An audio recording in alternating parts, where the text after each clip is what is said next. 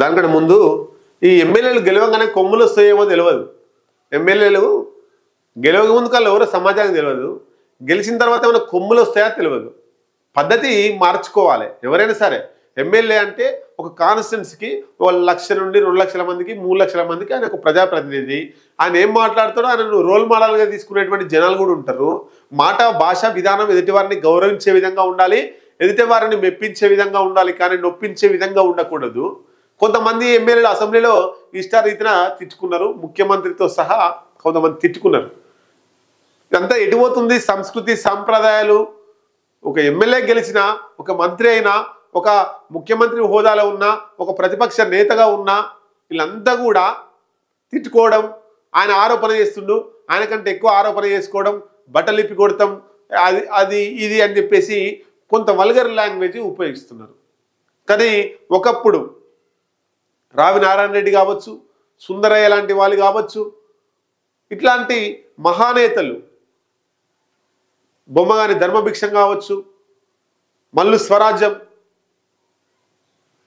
నర్ర రాఘవరెడ్డి, ఇట్లాంటి వాళ్ళందరూ కూడా అసెంబ్లీలో ఉన్నప్పుడు వాళ్ళు ఏ రకంగా మాట్లాడేది అంటే, ఏది ఉన్నా కూడా వైఎస్ రాజశేఖర రెడ్డి కూడా లోపలే ఏమైనా పెట్టుకొని కానీ మీదికి చాలా హూందాతనంతో మాట్లాడేవాళ్ళు. వాళ్ళు వ్యక్తిగతంగా తీసుకుపోయేది, వాళ్ళు ఎప్పుడు కూడా ప్రజల కోసమే మాట్లాడేవాళ్ళు. అసలు ఆ వల్గర్ లాంగ్వేజ్ అనేది తెలియదు. అంత పొలైట్గా మాట్లాడేవాళ్ళు, అంత పొలైట్గా సమాధానం చెప్పేవాళ్ళు, ఓపికతో ప్రతిపక్షాలు చెప్పేదాన్ని వినేవాళ్ళు, మళ్ళా సమాధానం చెప్పేవాళ్ళు. అంటే స్నేహపూర్వక సంభాషణ అసెంబ్లీలో ఉండేది, బయట కూడా ఉండేది. ఎమ్మెల్యే గారు అని మాట్లాడుకునేవాళ్ళు. వాళ్ళంతా కూడా ముఖ్యమంత్రి స్థాయిలో కూడా కింది వాళ్ళని ఎమ్మెల్యే గారు అని మంచిగా మాట్లాడేది. కానీ ఇగో ఈయన చూడండి, కొత్తగా ఎమ్మెల్యే అయ్యిండు.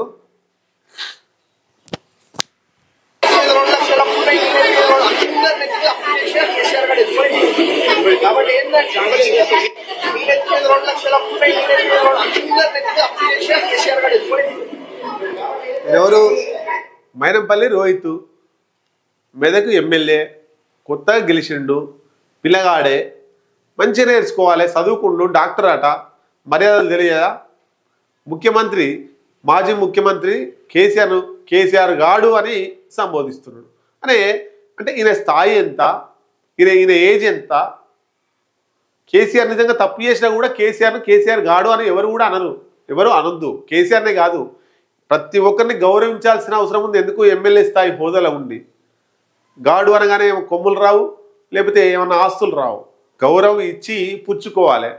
ఆ కేసీఆర్ అనే స్థాయి మైనంపల్లి రోహిత్కు లేదు. కాబట్టి ఏదైనా గౌరవాన్ని పెంచుకునే విధంగా ఉండాలి, కానీ గౌరవాన్ని తెంచుకునే విధంగా ఉండొద్దు. మైనంపల్లి రోహిత్ ఈ మర్యాద లేకుండా మాట్లాడడం కరెక్ట్ కాదనేటువంటిది మన అభిప్రాయం.